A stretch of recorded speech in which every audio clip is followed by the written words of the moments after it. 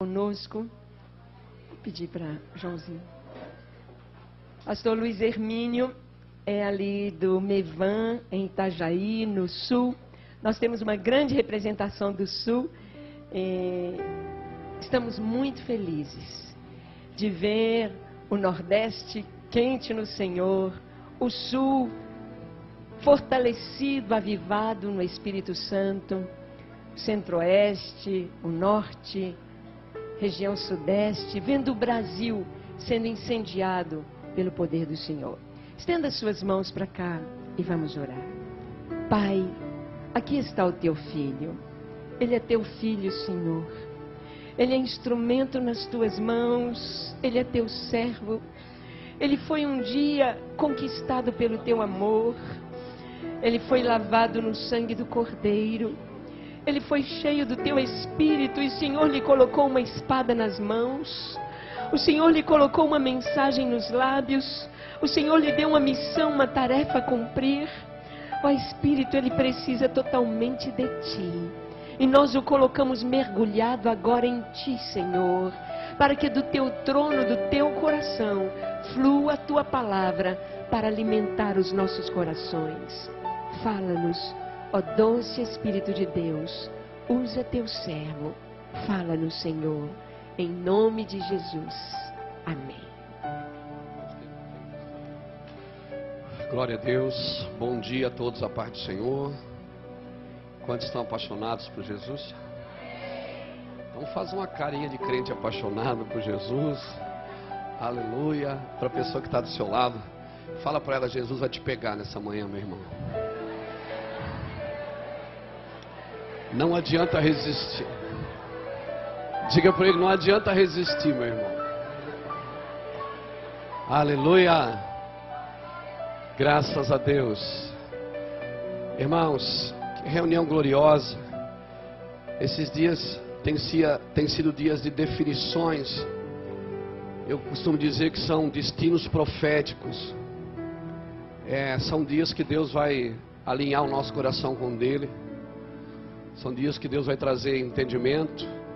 Porque tudo que eu não entendo, eu não desfruto. Eu só desfruto daquilo que eu entendo. A Bíblia diz em Isaías 43:10: Vós sois minhas testemunhas, para que saibais, creiais e entendais que eu sou Deus, e depois de mim não haverá, e antes de mim não houve. Então, queridos, tudo que nós não entendemos, nós não desfrutamos. E talvez a maior labuta de muitos de nós é entender o lugar que Deus quer nos levar. Avivamento não é aquilo que eu recebo, mas é a resposta que eu dou para aquilo que eu recebo. Que eu posso estar em grandes conferências a minha vida inteira, posso estar diante de ministros proféticos e abençoadores durante a minha vida inteira, mas nunca dar uma resposta para as coisas que eu tenho recebido. E avivamento não é só o que eu recebo, mas se eu nunca corresponder àquilo que eu recebo. Eu gostaria de gastar um pouco de tempo nessa manhã para falar sobre visão celestial. Seus pés só vão aonde você está vendo. As suas orações, elas só vão chegar aonde você está vendo. E eu sempre costumo dizer que antes de a gente ir a uma nação, a nação sempre vai correr para a gente. Isaías diz que uma nação que tu não conhece correrá para ti por amor de mim. Então sempre que vai numa nação, primeiro é a sua oração, segundo é o seu dinheiro. Então depois você tem autoridade para pisar naquele lugar. Espírito Santo, obrigado por essa manhã. Estou incumbido de falar do Evangelho. E eu tenho visto assim, caminhando nesse tempo, eu tenho visto que nós temos estado diante de 3 evangelhos. O evangelho do legalismo, que gera condenação. O evangelho do humanismo, que gera bajulação. E o evangelho do Espírito, que gera convicção. E eu quero ficar no evangelho do Espírito nessa manhã, amém? Aleluia! Louvado seja Deus! Eu até acho que é uma heresia santa particular, não está na Bíblia, está no livro de Luiz Hermínio, capítulo 1. que se você for analisar a história, você vai sempre perceber que toda vez que houve uma divisão, uma quebra, sempre houve um avivamento.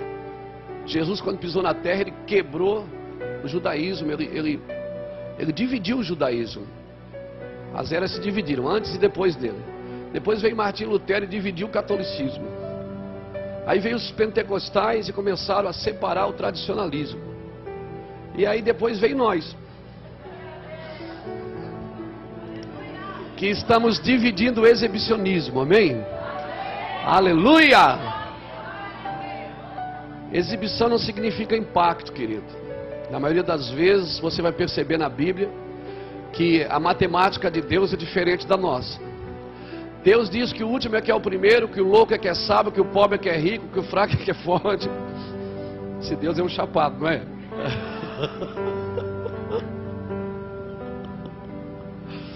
Não, esse Deus é bom demais. Então, se a gente for analisar o coração de Deus, não dá, não tente, por favor. Mas se a gente for tentar entender o coração de Deus, a gente vai ver que a matemática de Deus é diferente da nossa. Você se programa para uma coisa, Deus vai e leva você para outra. Você se prepara na terra, estuda para ser uma coisa, Deus vai e tira tudo que você aprendeu e planta convicções no seu coração que endoidam você. Você perde a fome, perde o sono, perde até a vontade de viver. E às vezes eu vejo que as pessoas, o Evangelho traz a gente para a igreja. Diz, olha, por muito tempo eu fui um pregador que dizia, olha, venha porque Jesus vai te abençoar. Aí um dia o Senhor falou assim, meu filho, eu não quero abençoar, eu quero matar você. Eu disse, Senhor, mas o Senhor não quer abençoar a vida das pessoas? Eu disse, não. A gente ora assim, Senhor, abençoa os meus caminhos. E Deus diz, por que você não larga os seus caminhos e anda nos meus que já são abençoados? Eu vim aqui causar uma crise nessa manhã na sua vida, irmão. Aleluia.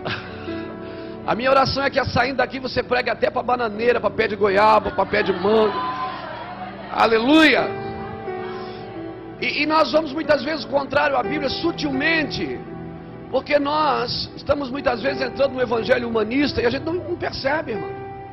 Arrastamos as pessoas para a igreja, olha, Deus vai te abençoar. E Deus diz, não, eu não vou. Mas essa vida Deus vai te abençoar. Não, ele diz, você tem que perder essa vida. Como que eu vou abençoar uma vida que eu quero que você perca, para viver a vida que eu tenho para você? Um propósito original. Aleluia. Irmãos, Efésios 1:4 diz que Ele me elegeu nele antes da fundação do mundo. Então, eu não fui feito por causa do mundo, o mundo que foi feito por causa de mim. Eu fui feito antes do mundo, tem um plano original de Deus para a minha vida. Eu não estou falando de predestinação, não. Eu estou dizendo que existe um plano original de Deus. Existe um plano, e toda vez que eu saio do plano original, Deus cria um plano adicional para me trazer para o plano original. E eu digo, Deus está trabalhando, Deus está fazendo uma coisa nova. Não, irmão, Deus não faz novo, Ele só tem um plano. Deus não é Deus de nova geração. Deus vai levantar uma nova geração. Querido, se Deus precisar levantar uma nova geração, é porque nós falhamos. Deus não é Deus de nova, é Deus de próxima. É Deus de Abraão, de Isaac, de Jacó. Deus é Deus de continuidade. Uma geração contará as maravilhas para outra geração. Deus não tem que dar um corte numa geração e começar de novo. Se Ele tiver que começar de novo, é porque nós falhamos em passar o bastão. A Bíblia diz que os heróis da fé, apesar de terem sido cerrados no meio, lutado com feras, visto suas famílias, suas esposas serem mortas, a Bíblia diz que eles não alcançaram a promessa, para que eles não fossem aperfeiçoados sem nós. E se você ler o capítulo 12 de Hebreus, diz que há uma tão grande nuvem de testemunha. E eu acredito que essa nuvem de testemunha são os nossos pais na fé. Eles não são aperfeiçoados sem nós, ou seja, eles terminaram a sua labuta, saíram da pista e foram para a arquibancada. E eles estão lá torcendo, vai garoto, vai, porque eu preciso que você ganhe para que eu seja aperfeiçoado naquilo que eu creio. Para mim isso é convicção, querido. Quando nós preparamos uma geração e não se preocupamos só em ser alguém na nossa geração, aleluia, Deus vai te pegar. Abra sua Bíblia comigo no livro de Atos dos Apóstolos. Glória a Deus. Atos dos Apóstolos, capítulo 26.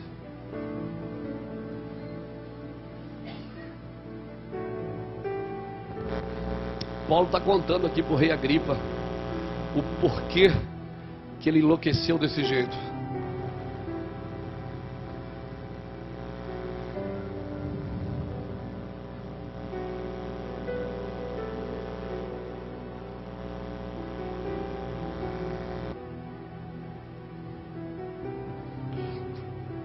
Atos 26, 9 diz assim: eu também estava convencido de que contra o nome de Jesus de Nazaré deveria fazer todo o possível, e por isso o que fiz em Jerusalém, tendo recebido a autoridade dos principais sacerdotes, encerrei muitos dos santos nas prisões, e quando os matava eu dava meu voto contra eles, castigando-os muitas vezes por todas as sinagogas, obriguei-os a blasfemar, e enfurecido demasiadamente contra eles, até nas cidades estranhas o persegui. Versículo 12 de Atos 26. Numa destas viagens, indo eu a Damasco com a autoridade e comissão dos principais sacerdotes, ao meio-dia, ó rei, vi no caminho uma luz do céu, a qual excedia o esplendor do sol, cuja claridade envolveu a mim e os que iam comigo. Caindo nós todos por terra, ouvi uma voz que falava em língua hebraica: Saulo, Saulo, por que me persegues? Dura coisa é recalcitrares contra os agrilhões. Disse eu: quem és, Senhor? Respondeu ele: eu sou o Senhor a quem tu persegues. Agora levanta-te, põe-te de pé, e eu te apareci por isto, para te fazer ministro. Eu te apareci para quê? Para te fazer ministro e testemunha tanto das coisas que tens visto, como daquelas que pela quais te aparecerei ainda. Ou seja, processo. Deus não dá tudo de uma vez só.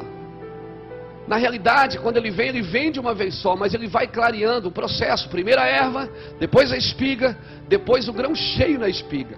Deus trabalha no gerúndio, ando e indo. Tem coisas que Deus vai fazer no ato, mas tem coisas que são processos na nossa vida, amém, queridos?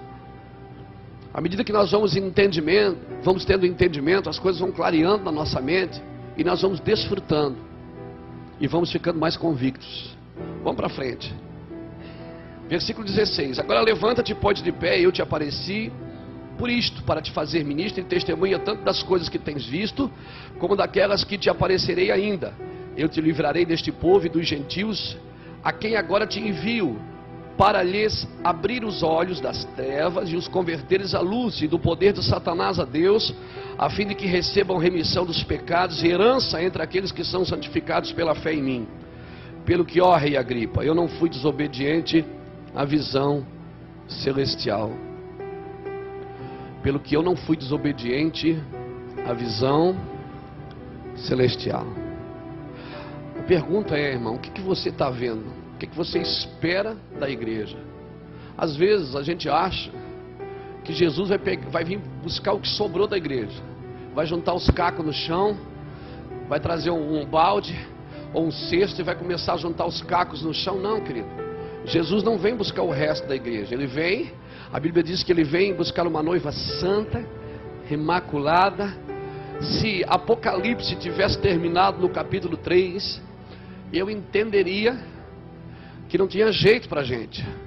Mas quando João estava vendo a igreja numa perspectiva terrena, se você olhar para as 7 igrejas do Apocalipse, as 7 fases da igreja na terra, você vai vendo que ela perde o amor, depois ela se torna uma igreja mundana, profana, depois em Sardes ela morre, e depois em Filadélfia ela ressuscita, e quando ela chega em Laodiceia, você percebe um esfriamento espiritual. Ela pensa que é rica, pensa que não lhe falta nada, mas a Bíblia diz o quê? Ela é miserável, pobre, cega e nua.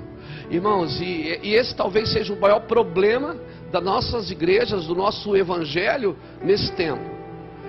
Não é o fato de não ter, é não ter e pensar que tem. Porque quando eu não tenho e sei que eu não tenho, eu faço alguma coisa para ter. Sabe aquele cara que é feio e pensa que é bonito? Sabe o chato que pensa que é inteligente? O pior do que não ter é não ter e pensar que tem.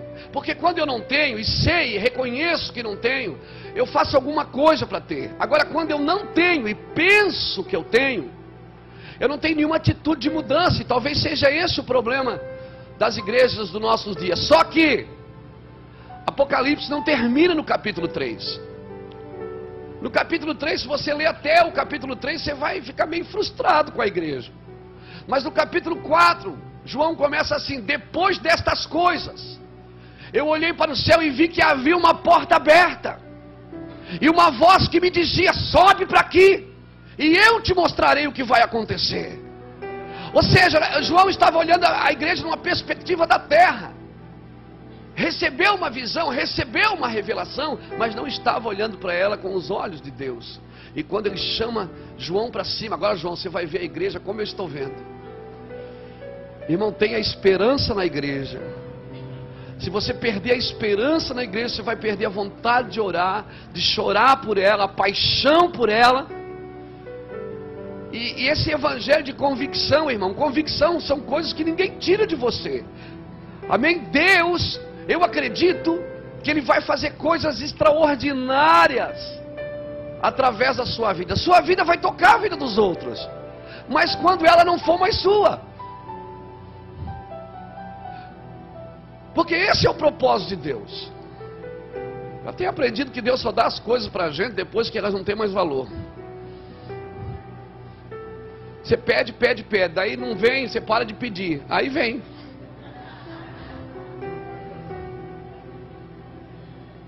Então, na minha lista de pedidos, às vezes eu vejo uma coisa lá, eu disse: isso aqui eu não vou pedir mais, que deve estar chegando já.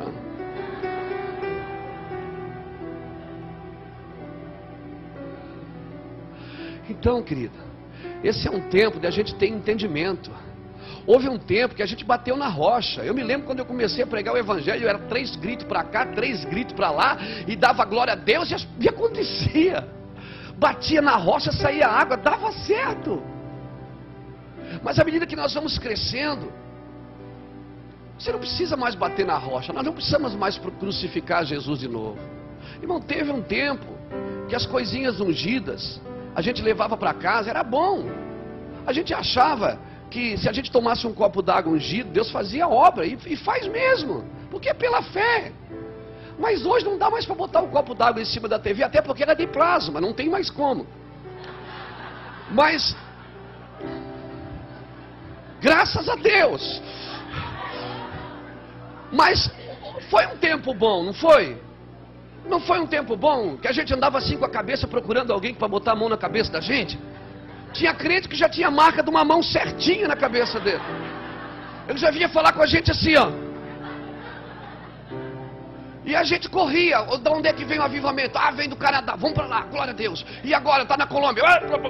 E agora está na Coreia, glória a Deus. Agora não, irmão. A gente amadureceu. Você descobriu que se você tem uma Bíblia, o Espírito Santo e um quarto, você pode gerar um avivamento. Aleluia! Glória ao nome de Jesus. Então nós descobrimos que as coisas externas, os rudimentos, irmão, chega de bater na rocha. Quando Deus falou para Moisés: Moisés, não precisa mais bater, só fala com ela. Moisés: mas Senhor, eu estou acostumado daquele jeito. Irmão, teve um jeito que a gente orava, as pessoas caíam na unção. Ela tem tempo que não vai cair, aí não precisa empurrar. Não, mas só funciona se cair. Aí não cai. Não, irmão, são rudimentos. A convicção, a manifestação é uma coisa, a convicção é outra. Um dia eu perguntei para Jesus: Senhor, às vezes eu tenho saudade daquele tempo que eu dava 3 gritos, o capeta pulava lá no meio da igreja. Aí Aí o Senhor disse, mas você lembra que depois no outro culto a pessoa ainda vinha endemoniada? Eu digo, é verdade. Irmão, Deus está levantando uma igreja invisível. Amém? Pessoas que elas estão invisíveis, elas não estão mais batendo na rocha. Um dia eu falei para Jesus, Senhor, bom tempo era aquele que a gente batia na rocha, né? Fazia uma barulheira, era coisa arada. E é bom isso, irmão. Eu sou um cara chapado. Se Deus não me impor, se eu não cair, eu me jogo. Se Deus não me derrubar, eu me jogo. Eu não perco a unção. Eu sou um caçador, eu sou faminto, desesperado por Jesus. Mas nós não devemos produzir aquilo que Deus mandou a gente atrair. Aleluia! Louvado seja Deus. Queridos, um dia eu falei com Jesus, o Senhor falou assim, meu filho, sabe aquele tempo que você batia na rocha? Saía água ou não saía? Eu disse, saía. Ele disse, sabe por que eu fazia aquilo? Porque eu queria mostrar para todo mundo que eu estava contigo. Eu estava confirmando seu ministério, eu estava contigo. Agora, meu filho, você não precisa mais bater na rocha, só fala com ela. Porque agora não é mais eu que vou mostrar para o mundo que eu estou contigo, é você que vai mostrar para o mundo que você está comigo. As convicções, irmãos, o evangelho da convicção é aquele que ninguém tira de dentro de você. Paulo estava aqui, Agripa tinha ido visitar Festo, e o Festo falou assim para ele, olha, tem um cara doido aí, esse cara está dizendo que aquele Jesus está vivo. Todo mundo viu ele morrer na cruz, e esse homem está dizendo que Jesus está vivo. Aí o rei Agripa se interessou, disse, deixa eu ver esse camarada, traz ele aqui. Aí marcaram uma audiência, chegou Paulo. O rei olha para ele e diz, Paulo, eu não estou te entendendo. Você é um cara que aprendeu aos pés de Gamaliel, nas melhores faculdades de Roma. Cara, você é um homem inteligente. Por que você está assim, Paulo? Nós queremos te soltar e você quer ir para Roma. Eu quero parar com isso, vamos acabar com isso aqui. Paulo disse, não, eu quero ir para Roma. Deus falou comigo, vou morrer lá. Irmão, pensa Jesus olhando para os discípulos, convém que eu vá para Jerusalém e morra. E os discípulos dizem, está doido, o senhor está amarrado. Convicção, querido. Ninguém tira um homem de suas convicções. Se você não tem uma razão para morrer, você não tem uma razão de viver. Convicções. Então Paulo começa a falar com o rei Agripa. Ele disse, rei, eu vou te explicar uma coisa, né? Eu também era que nem o senhor, assim. Meu negócio era só logos, agora não, agora é rema. Eu persegui os crentes, matava os crentes, condenava-os, invadia a cidade. Eu não conseguia dormir se eu não matasse um crente. Mas um dia, eu estou indo para uma estrada, eu tenho uma visão. E aquela visão, rei, mudou minha vida. E o Senhor falou que você testemunha. Você sabe que essa palavra testemunha aqui no original vem da palavra martos, que é da mesma palavra para mártires. Paulo estava dizendo para o rei, você é um mártir. E o rei disse, estou compreendendo esse cara é louco. E ele disse, rei, tudo isso está acontecendo aqui comigo, porque eu não sou desobediente à visão celestial. Eu tenho uma visão, eu recebi um chamado. Irmão, às vezes você vai nesses países, às vezes, ano passado eu estava pregando numa cidade chamada Nacala, Ribaue, em Moçambique, numa igreja de umas 100 pessoas. As pessoas tudo sentadas no chão, elas traziam pedras e carregavam as pedras nas costas para trazer na igreja e botar, e para sentar naquelas pedras. Quando terminei de pregar, o pastor me deu de oferta 3 ovos e um cacho de banana. O pastor Irineu Gruber, que estava junto, ele foi mais abençoado, ele ganhou um cabrito. Fiquei com uma inveja dele. E as pessoas diziam, pastor, que palavra? Com esta palavra nós vamos trabalhar mais uns 2, 3 anos. Eu digo, meu Deus, eu nem consegui me converter ainda. O cara quer pegar essa palavra e trabalhar mais 3 anos. Convicção, irmão. Você pega, embarca tudo dentro de um jipe, vai embora, anda 70, 80 quilômetros de estrada de chão, vai embora para pegar outro carro para ir até na capital.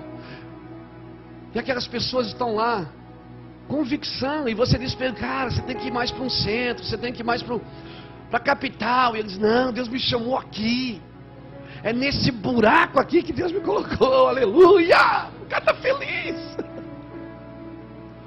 Querido, se nós não tivermos convicção do nosso chamado, nós não vamos chorar por ele, nós não vamos orar por ele.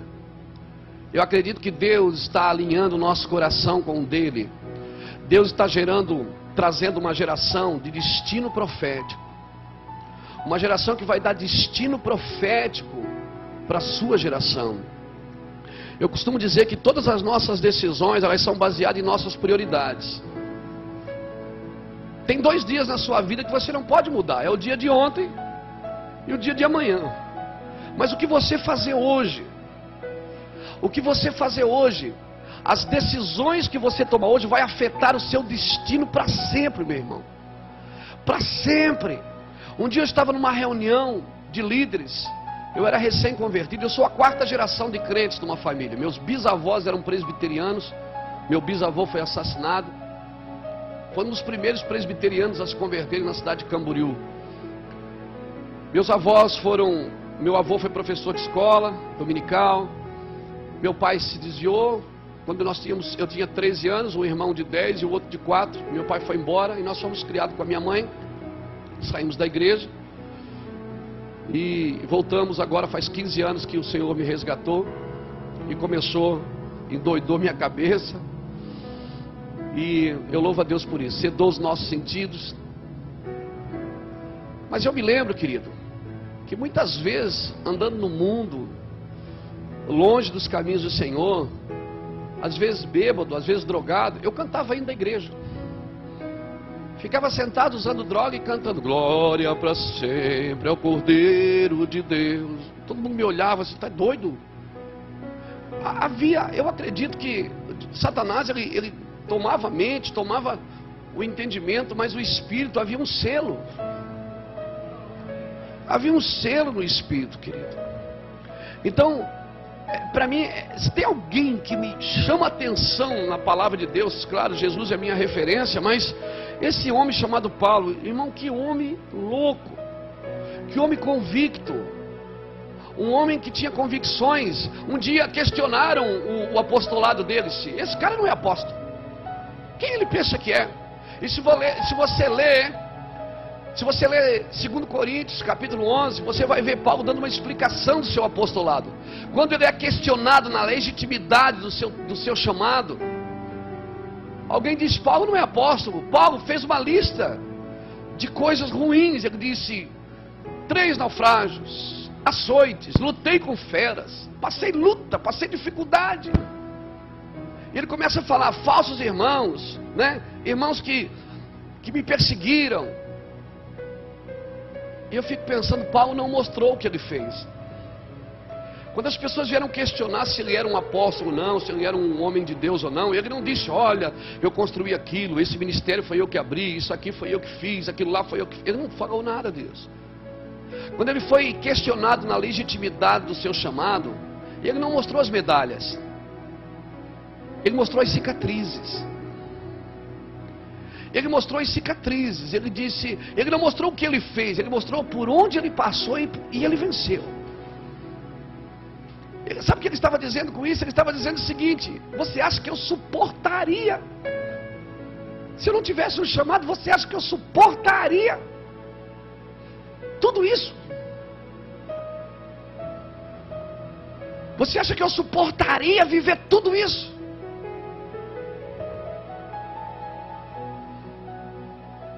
Esse é um tempo, irmãos, que os pastores não vão mostrar medalhas. Eles vão mostrar cicatrizes. Eles vão abrir a roupa assim e vão mostrar as marcas. Vão dizer, aqui eu fui mordido por um leão. Aqui eu fui açoitado. Aqui eu fui perseguido. Ali eu fui caluniado. Mas como o apóstolo Paulo disse, eu quero dizer para você nessa manhã, mas em todas essas coisas, eu não fui desobediente à visão celestial. Eu estou disposto a morrer por isso. Enquanto nós não chorarmos, enquanto nós não estivermos apaixonados, nós podemos até ter uma torre de oração. Mas enquanto nós não chorarmos por nações, por pessoas, enquanto nós não batermos no peito e dizer como Neemias, Deus há de nos abençoar. Irmãos, tem muitos homens, tem muitos Neemias que estão trabalhando de garçom quando eles deveriam estar reestruturando a cidade, restaurando a cidade. O que tu vês? A minha pergunta é essa nessa manhã para você. Porque seu ministério vai só até onde você está vendo. Sua oração vai só até onde você está vendo. Eu me lembro que numa vez eu estava numa igreja, eu era recém-convertido, e a minha esposa morávamos a 7 quilômetros da igreja, a gente ia de bicicletinha, e nós chegamos atrasados, deu um temporal, a reunião de obreiros já tinha começado, e a gente chegou atrasado, ficamos lá no fim. Sentamos lá, de repente o nosso pastor começou a falar, de repente Deus pegou ele disse: Deus me mostra que Deus vai levantar homens nessa cidade, que vão restaurar essa cidade. Eu comecei a ser cheio, Deus me pegou assim, foi vindo. Eu sou facinho também, né, irmão? Eu sou que nem miojo, 3 minutos eu estou cozido. E não dou muito trabalho para Jesus não, para chorar é 2 palitos.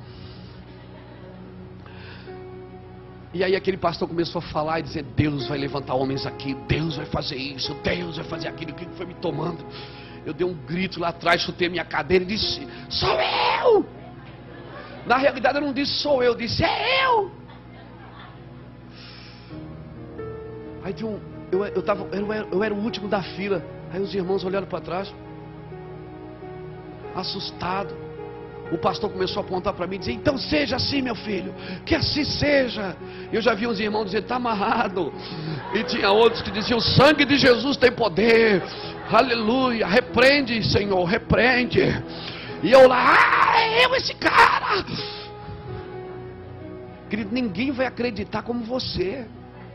Irmão, se tiver alguém que chora pela sua igreja mais do que você, dá a igreja para ele, que você não é mais o pastor. Você tem que ser o cara que mais investe, mais chora, mais luta. Amém, querido? Agora minha pergunta é: o que tu vês? Porque você vai até onde você vê. Abra comigo Jeremias capítulo 1.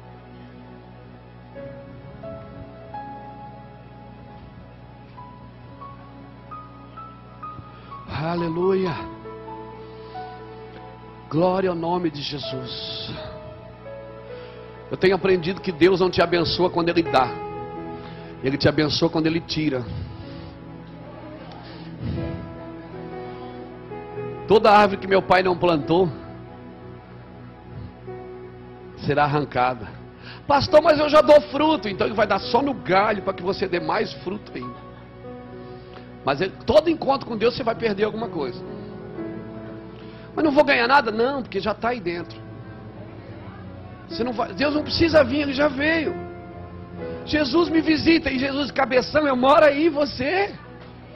Que visita o quê? Quando você aceitou Jesus, tudo que é do Espírito Santo veio para você. O céu foi transferido para dentro de você. Lucas 17, 20 diz que muitos dirão: está ali, está aqui. Não acrediteis, porque o reino dos céus não vem com aparência visível. O reino dos céus está dentro de vós. Então tudo que eu preciso fazer é colocar para fora. Aleluia. Avivamento, irmãos, não é de fora para dentro, é de dentro para fora. Quem crê em mim, rios de água viva fluirão do seu interior. Você já abriu Jeremias? Jeremias capítulo 1, versículo 4. Olha o que diz: veio em mim a palavra do Senhor, dizendo: antes que eu te formasse no ventre te conheci, antes que saísse da madre te santifiquei, e as nações te dei por profeta. Então disse eu: Senhor Deus, não sei falar, não passe de uma criança. Mas o Senhor me disse: não digas, não passe de uma criança. Aonde quer que eu te enviar, irás, e tudo que eu te mandar dirás. Não temas diante deles, porque eu sou contigo para te livrar, diz o Senhor. Então estendeu o Senhor a sua mão e tocou-me na boca, e disse: pus as minhas palavras na tua boca. Não fala mais que você não pode. Agora você vai falar as minhas palavras. Você não vai mais dizer as suas. As suas é: eu não consigo, eu não posso, não dá certo. Agora ele tocou na sua boca. Deus sempre toca na sua necessidade. Quando Isaías viu a glória de Deus, ele disse: ai de mim que vou perecendo, sou homem de lábios impuros. O Senhor disse: agora não é mais. Foi lá, tirou uma brasa e pronto, tirei a tua impureza. Irmão, não dá desculpa, dá resultado. Não tem jeito, você está pego. Jesus te pegou. Amém? Não adianta correr, vai ficar pior. Amém? É bom você falar o que você precisa, ele já vai dando logo. Senhor, minha boca é impura, então pega. Agora eu pus, agora não tem desculpa, ele está dizendo. Agora eu pus as minhas palavras na sua boca. E olha o versículo 10. Ele disse: vê. Algumas traduções disse: olha. Ponho-te hoje sobre as nações e sobre os reinos, para arrancares, para derrubares, para destruíres e para arruinares. Isso você faz com a oração. Agora o que é que você faz com a palavra? Edificares e plantares. Você ora para derrubar e profetiza para levantar. Agora o interessante aqui é que ele diz para Jeremias: Jeremias, vê, hoje eu te pus sobre os governos, sobre os reinos, sobre as nações. Mas a primeira coisa que ele disse, vê, olha. Porque não adianta Deus te colocar e você não vê. Se Deus te coloca e você não vê, você não corresponde ao lugar que Deus te colocou.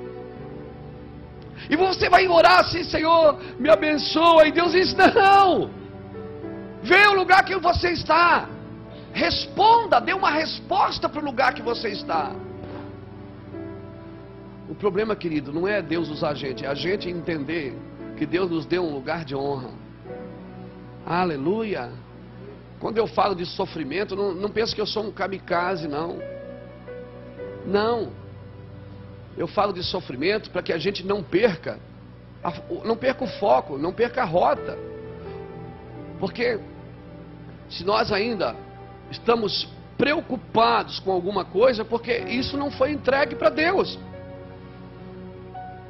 Porque o que já foi entregue para o Senhor, nós não precisamos mais nos preocupar.